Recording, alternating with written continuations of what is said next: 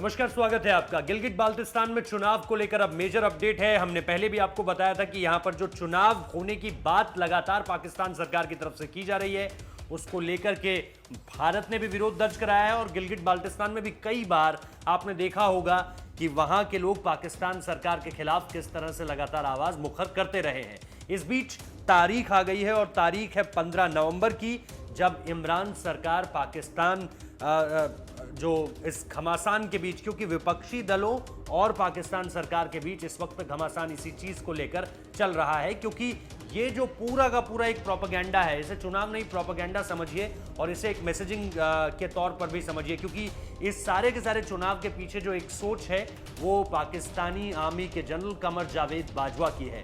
वही इसे निश्चित तौर पर पूरा जो खाका तैयार किया है, पूरी ये जो प्लानिंग हुई है, ये उन्हीं की तरफ से की गई है।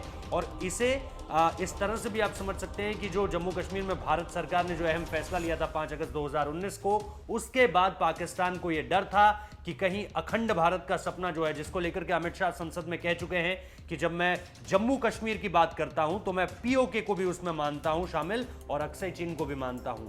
तो ये कहीं ना कहीं पाकिस्तान को अमित शाह का ये बयान डरा रहा था, क्योंकि बार बार ऐसी चीजें हो रही थी कि बीजेपी ने अपने मैनिफेस्टो में जिन बातों का जिक्र किया था वो लगातार उस तरफ बढ़ रही थी, जिसमें अभी हालिया समय में हमने राम मंदिर वाला मसला देख लिया, जिसमें हमने 3 तलाक का मसला देख लिया, जिसमें हमने आर्टिकल 370 का हिस्सा देख लिया। तो ये सारी की सारी चीजें थी जो लगातार कैप्चर होती जा रही थी और बीजेपी लगातार आगे बढ़ती जा रही थी। तो पाकिस्तान को यह डर था कि कहीं इसका असर जो है वो पीओके के एरिया में भी ना देखने को मिले, क्योंकि बार बार इस तरह की बयानबाजी होती रही है कि पीओके का प्लान क्या है, सरकार के पास पीओके को वापस लेने का प्लान क्या है।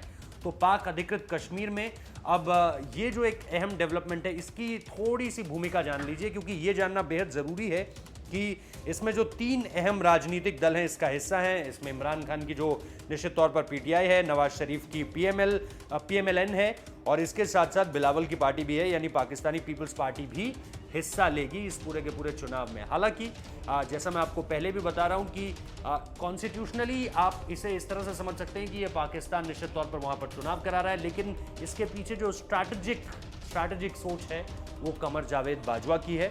और इसके अलावा जो अहम चीजें हैं इस चुनाव से जुड़ी हुई वो मैं आपको बता देता हूं। गिलगित बाल्टिस्तान विधानसभा में 33 सीटें होंगी और इसमें से 3 जो है वो टेक्नोक्रेट और 6 महिलाओं के लिए सुरक्षित होंगी।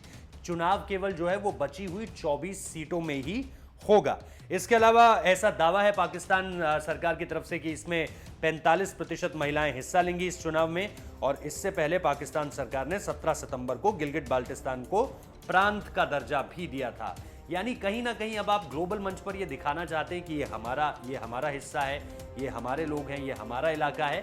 और जब आप चुनाव करा देते हैं किसी जगह में, एक इलेक्टोरल बॉडी आ जाती है, तो फिर उसको आप ग्लोबल मंचों पर, यानी यूएन जैसी संस्था है जो खास तौर पर इन मसलों पर बहुत ज़्यादा ध्यान देती है कि आप कॉन्स्टिट्यूशनली या आप एक प्रॉपर एक स्ट्रैटेजी के तहत किस तरह से चल रहे हैं।